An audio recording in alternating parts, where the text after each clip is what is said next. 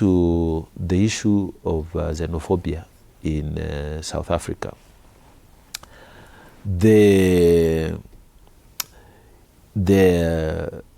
is a feeling amongst us. Okay, let me just, for the sake of our listeners, just tell them that we have a parliament for Africa, which is hosted in Johannesburg, in South Africa.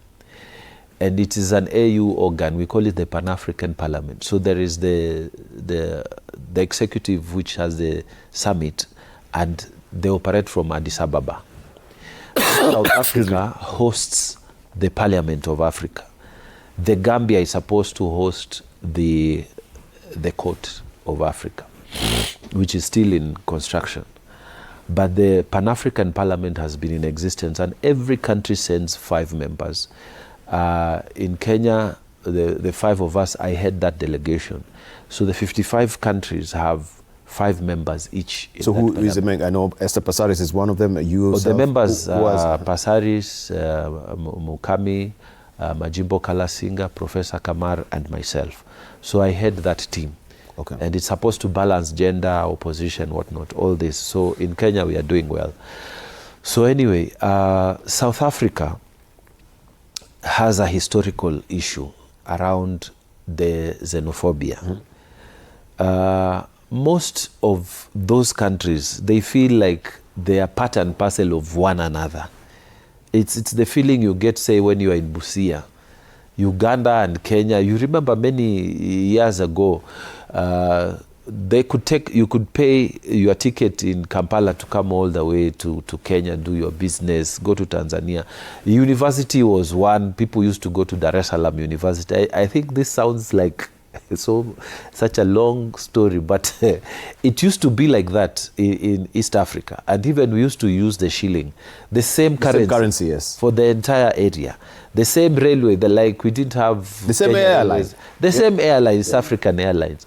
We used to be like one country. That's why you see Kenya, Uganda, Tanzania still has that feeling. Although we have added Somalia, Burundi, Rwanda, all this, but Kenya and Uganda and Tanzania still has that feeling.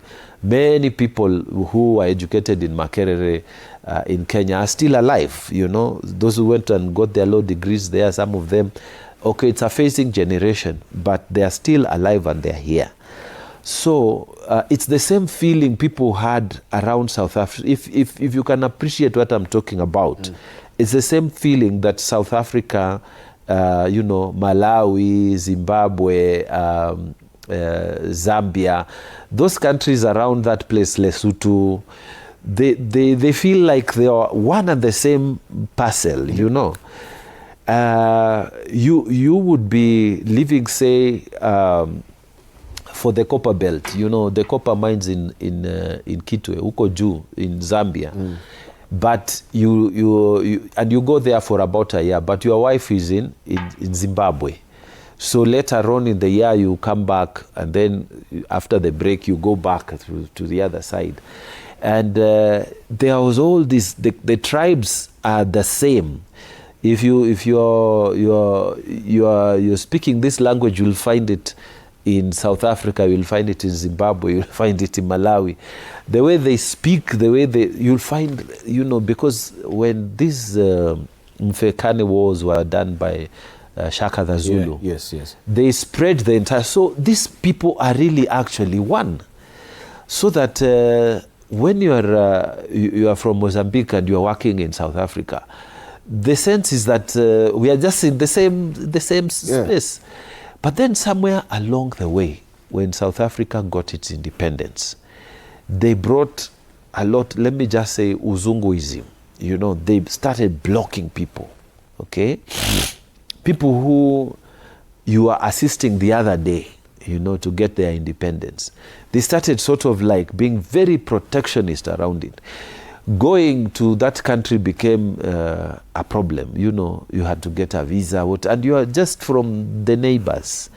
So that feeling, and he's the big brother because he's the biggest economy around that place. I mean, it's like Kenya here in East Africa, saying you need a visa, and then they are so strict about who is here, who isn't, neighbors, So over time, this started having an effect, okay? And it's a build-up. What we are seeing now is actually a build-up. So over time, you know, South Africa realized that they are going in a direction that many people, many African countries don't like. So they started easing off. You remember there was Rwanda and then Kenya that says we are opening our skies. If you are from Africa, you just come and we'll give you the visa when you're here. So many people started finding Kenya, Nairobi is a place we can just go and go back. South Africa still had those regulations, very tough regulations. Then they changed.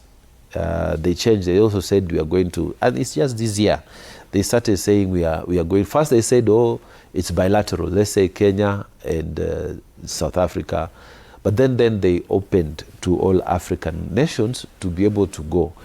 But then inside there now, the people inside South Africa, you will find there's a feeling that Zimbabweans, Malawians, Mozambicans have come and taken over their jobs. That's the feeling that is there. That we should be doing, for example, they call it this matatu business, they call it taxi business.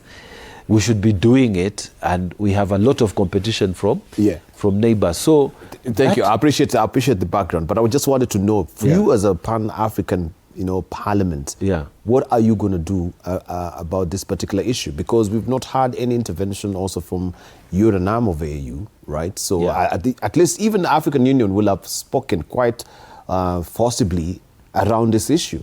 It really flies also against what we believe as Africans, that this is an African Union, and yet the body itself is not really embodying. The African Union works in this manner, that the presidents meet only twice or if there's an emergency. So the person who runs the secretariat is the person we elected the other day. That man from the man we competed against and we lost. So they have issued a statement to say that they discourage that and whatever. It's a general statement. But we as a parliament, we are supposed to resume there on 18th, and we'll go there for like 3 weeks for debates and the normal thing. And it's on the list that we are going to discuss this matter and pass a resolution. Fine, let's leave it at that. Okay, let me just come to Felicity right now and just tackle also